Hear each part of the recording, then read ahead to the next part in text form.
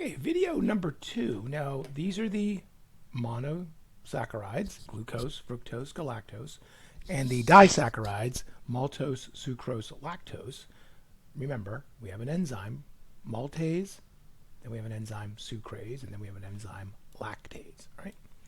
Let's talk about the complex carbohydrates. I'll go back a slide in a second. So complex are found in great abundance, right? They're big molecules. They can be made up of 50, 100, 1,000 glucose. They look like tumbleweeds, if you will, molecular tumbleweeds, cruising across the landscape made up of a zillion little glucose molecules. I'm paraphrasing. So starch and glycogen actually look very similar. Glycogen found in animal tissue, starch found in plants. And this is a slide picture over here on my slide. There's a picture of a slide, like a microscope slide, of a potato cell, which has been stained for starch. And those big giant nuggets are starch grains. If you Google this, and I believe Wikipedia says, and it's not the best resource, I get it, I'm not a plant scientist, but about half the volume of a potato cell is starch.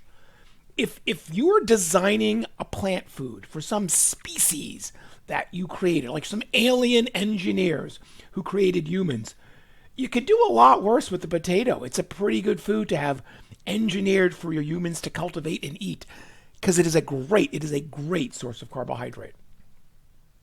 Fiber looks a little different. Fiber is made up of glucose as well, but the structure is such that it can't be broken down by human enzymes. So and I've got another slide that shows that in a little more detail. And the last one is glycogen. So the funny thing about glycogen is, in the human body, it's really only stored in two locations, primarily the liver and the muscle. The two images I have, one of them is a petri dish image of human liver cells grown on a flat petri dish, stained for the nuclei. That's all the really dark spots. Those are the individual nucleus per cell. And then all the pink you see is glycogen. Liver cells are like a sponge.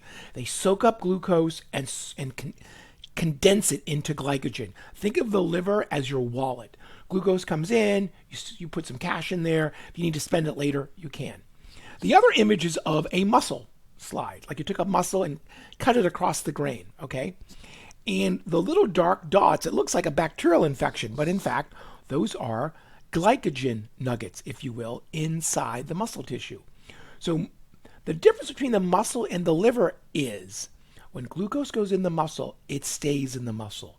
You are pre-positioning carbohydrates for exercise or for whatever in the muscle tissue, which uses the carbohydrate, and it never comes out. You can feed the brain glucose from the liver later in the day. You can't use the muscle at all. The muscles, by the way, also have fat droplets. So when we store fat in our body, it's not just body fat, our body fat, but muscle cells also can have little fat droplets. What the body is doing is pre-positioning fuel for exercise, because it takes a while to feed the muscles from the liver glycogen, glucose. It takes a while to feed your muscles fat from body fat. So why not pre-position fuel so then you can give the body time to ramp up its transportation process to feed the body during exercise? Okay, here's another image of fiber, and the reason why I wanted to wait for this slide is it gives you an idea how fiber is used. It's used structurally, right? It is a glucose. It's a glucose-based molecule, but we can't break it. It's used as the cell walls of plants. It's used, making a tree be stiff. It's used in the limbs. It's the structure of the leaves. It is a very indestructible molecule. Very few things on Earth can break down dietary fiber. The most famous one on land is called cellulose. We make wood. Wood is made from cellulose. We make paper from cellulose. Our homes are made of cellulose. If you wear cotton, that's basically cellulose. A coffee filter is cellulose. This tree log was eaten up by termites, which is mostly a giant log of cellulose. Termites cannot actually digest themselves the cellulose. Excuse me. They have parasites and bacteria that do the breaking for them. Cows cannot digest grass.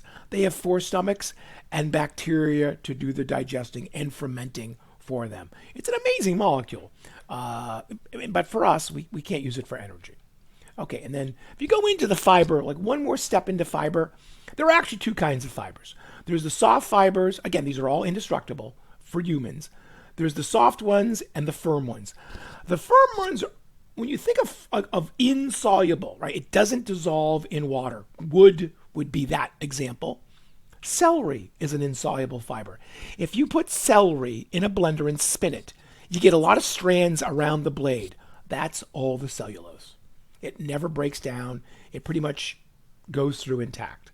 Soluble fibers are much more mushy. That's not the skin of the apple, that would be insoluble, but the meat of the apple, the meat of the bean, the meat of a seed, the meat of an orange, the meat of a banana. That's all soluble fiber. You put a banana and an apple in a blender, you get a mushy shake, if you will.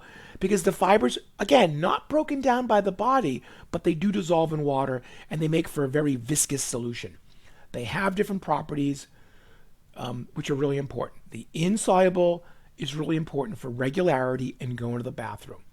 The soluble, which is in Cheerios and oatmeal, is really good for helping to lower your bad cholesterol. And if you're worried about your blood sugar spiking after meal, like going really high, the solubles are the ones that slow down the rate at which sugar gets into the body. Imagine it makes like a jello inside your stomach, and it kind of holds on to the glucose a little bit. So glucose can't run into your bloodstream. It walks into your bloodstream. Okay. I'm going to end on that, and then we're going to pick up on digestion.